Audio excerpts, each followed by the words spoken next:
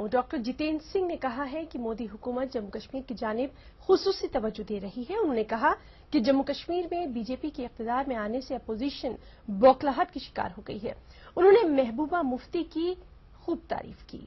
Jitendra Singh ETV news network head Jagdish Chand के साथ खास बातचीत कर रहे थे। ये तफसीली interview the JC show programme में नश्र किया जाएगा। आप देखिए इस खास इंटरव्यू को। मुझे और मेरी पूरी टीम को इजाजत दें। आदाब। Welcome to JC Show. Thank you. Thank you. You are celebrating the success story of Narendra Modi government's 2-year tenure. So what is the biggest contribution of this government so far? I think to put it in single sentence, A, that from pessimism, this has been a journey to optimism. And the whole world is looking up to India, particularly its leader Narendra Modi, as one of the frontline leaders in the world community. B, in ease of business, we have risen to rank 2 in just 2 years. So you can imagine what is in store for the years to come. And C, there has been an empowerment economically as well as of the self-esteem of the common man. तो 3 प्रमुख तरह की उपलब्धियां रही हैं। उसके अंतर्गत अनेकों ऐसी योजनाएं जो अद्भुत हैं, जिनकी कभी कल्पना भी नहीं की जा सकती थी इस देश में। भले ही वो जनधन योजना है, भले ही मुद्रा योजना है, भले ही वो पेंशन सोशल सिक्योरिटीज की योजनाएं हैं, स्टार्टअप युवाओं के लिए, विशेषकर वर्तमान भारत में 2016 के भारत में जहां के 65 से 70% जनसंख्या युवाओं की है, तो निश्चय ही जो भी योजना बनाई जाएगी युवाओं को ही केंद्र बिंदु जान करके बनाई जाएगी।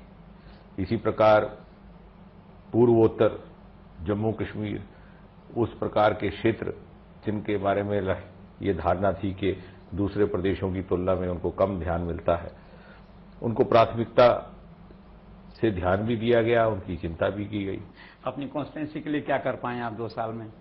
देखिए, मैंने चुनाव के समय ये कहा था कि कई बार सांसदों पर यह आरोप लगाया जाता है कि उनका एमपी लैंड वापस चला गया, लेकिन मैं एमपी लैंड से दुगना खर्चूंगा।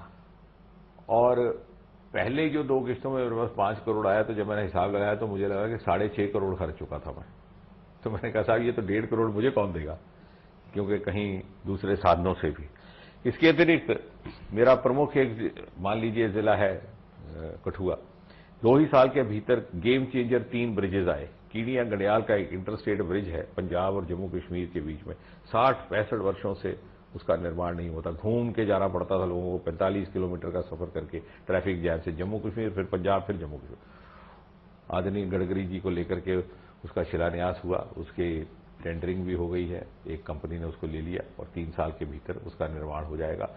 जब हम गए तो महिलाएं जो बुजुर्ग थी उनकी आंखों में आंसू आ गए, बोले बच्चा आपने वो काम किया जो 60 साल नहीं है। तो मैंने उनको कहा कि माता आपने बिना पुल के मुझे रावी क्रॉस करवा के दिल्ली पहुंचा दिया, तो क्या मैं इतना भी ना कर पाता?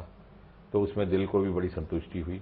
बसोली उसी जिले में है, वहां पर अटल सेतु नाम का पहला उत्तर भारत का केबललेस ब्रिज जिस तरह से बंबई में है, और वो एक देखने लायक है, वो पिकनिक स्पॉट भी बन गया। उसका लोकार्पण पर्रिकर जी को लेकर के हमने माननीय वाजपेयी जी के जन्मदिन के उपलक्ष्य पर किया। इसी तरह से तीसरा पुल वहां पर अभी उज दरिया पर निर्माणित होने जा रहा है, और चौथा भद्रवाह से हिमाचल तक एक सड़क निर्माण का कल्पना की जाती थी कई सालों से, परंतु किसी ने ध्यान नहीं दिया, क्योंकि उसमें एक टनल बनाना दरकार है, उसकी फीजिबिलिटी, लेकिन इनिशियल फीजिबिलिटी सर्वे बीआरओ की ओर से हुआ। तो ये मैं आपको मोटे मोटे बात बता रहा हूं।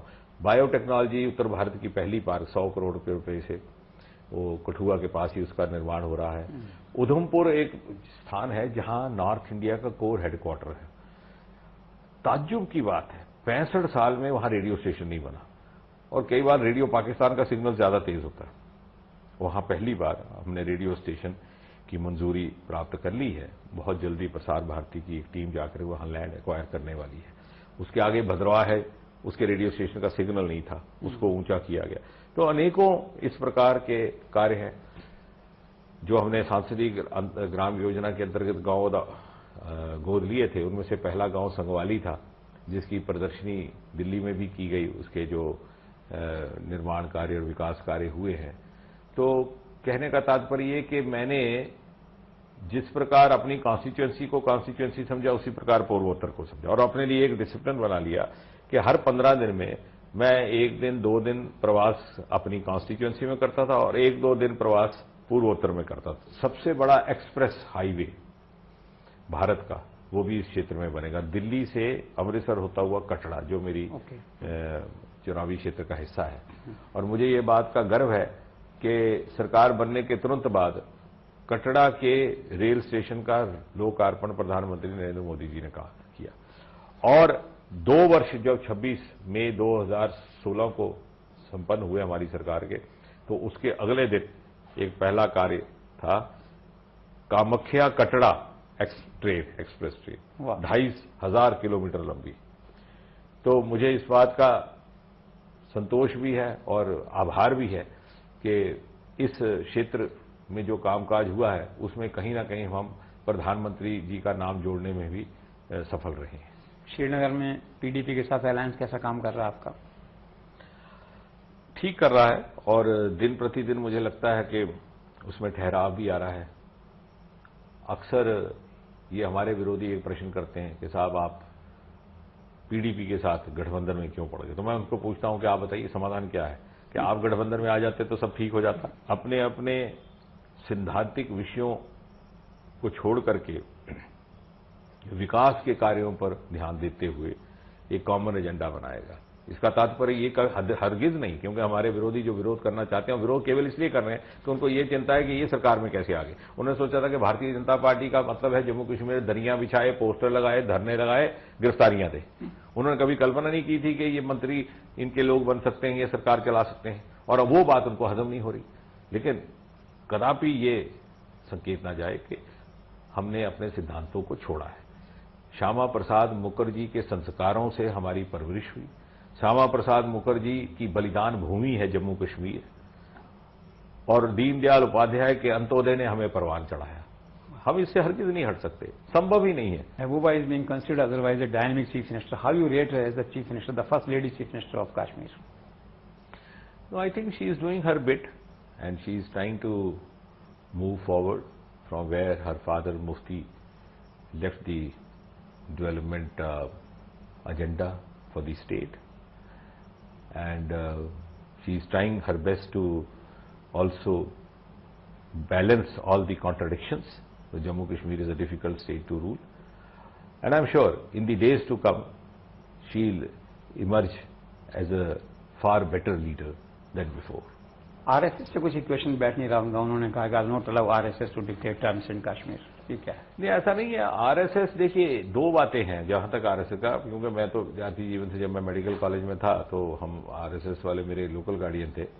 सबसे पहली बात तो ये कि एक बड़ा आरोप लगाया था सब ये आरएसएस के लोग आ गए, सब ये आरएसएस का यहाँ लग गया। कल कोई कांग्रेस वाला भी श्रीनगर में कह रहा था साहब आरएसएस वाले हैं, कोई आतंकवादी तो नहीं है। तो आरएसएस, आपको तो गर्व होना चाहिए, आरएसएस का प्रभाव है। तो आरएसएस एक राष्ट्रवादी संस्था है, देशभक्त संस्था है, उनसे जो प्रेरणा मिलेगी वो अच्छी होगी, सकारात्मक होगी, सेहतमंद होगी, उसमें आपत्ति क्या है। और दूसरी बात, कश्मीर के जो ये नेता कहते हैं कि आरएसएस है, ये है, इनसे ये सवाल कीजिए जब इन्होंने हिंदुस्तान के साथ विलय किया, उस समय शेख अब्दुल्ला भी थे, दूसरे नेता थे, तो विलय हिंदुस्तान के साथ हुआ था, उस हिंदुस्तान के साथ जिसका एक बड़ा असेंशियल हिस्सा है आरएसएस, उस हिंदुस्तान के साथ जिसके सब लोग हम नागरिक हैं। वो विलय का मतलब ये नहीं था कि किसी एक पार्टी के साथ कांग्रेस के साथ हुआ, मतलब कांग्रेस है तो ठीक है, तो बाकी है तो खतरा है। तो ये जो एक बात कही जाती है बार बार, ये केवल इसलिए, लेकिन लोगों को अब ये बात समझ में आने लग गई, उनको समझ में आने लग गया है कि, और कई बार हमारे सर्वे भी हुए हैं वो भी ये प्रमाणित करते हैं कि यदि देश का भविष्य और हमारे अल्पसंख्यकों की भी सुरक्षा का जहां तक संबंध है, इनकी सुरक्षा ज्यादा सुनिश्चित है बीजेपी की सरकार में और आरएसएस के संरक्षण में। एनी होप फॉर कश्मीरी पंडित? बहुत इंतजार में हैं लोग। सर्टनली, देखिए जहां तक भारतीय जनता पार्टी का संबंध है, जब हम सरकार में तब नहीं थे तब भी हमारी ये प्रतिबद्धता थी, कमिटमेंट थी कि कश्मीरी पंडित को, और मेरा व्यक्तिगत भी ये मानना है कि उसको अधिकार है वापस लौटने का। भले ही 25 वर्ष हो जाए, 30 वर्ष हो जाए, जैसे कुछ लोग कहते हैं कि साहब ये इतने वर्षों से बाहर रहे हैं तो अब इनको आने की इच्छा नहीं है, वो गलत है और वो अन्याय है ऐसा कहना। वो जैसे शायर ने कहा कि मैं चमन में चाहे कहीं रहूं, मेरा हक है फसले बहार पे। तो यदि मैं अपना गांव छोड़ करके 30 वर्ष पहले आया तो इसका मतलब ये नहीं कि मैं गांव से जलाए वतन कर दिया गया, उनको अधिकार है, लेकिन उनकी वापसी सम्मान के साथ होनी चाहिए और सुरक्षा के साथ होनी चाहिए। और मुझे विश्वास है कि मुख्यमंत्री महबूबा मुफ्ती और उनकी सरकार भी अब इस बात को समझने लगी है। कश्मीरी पंडित को जरूर वापस जाना है, परंतु उसकी सुरक्षा सुनिश्चित होनी चाहिए। उसके लिए क्या विकल्प हो, उसका भी अंतिम निर्णय कश्मीरी पंडितों की प्राथमिकताओं और चिंताओं का संज्ञान लेकर के ही होना चाहिए। Excellent. Best of luck. Thank you, thank you, Great. You are silent for proud to be in JC. Sir.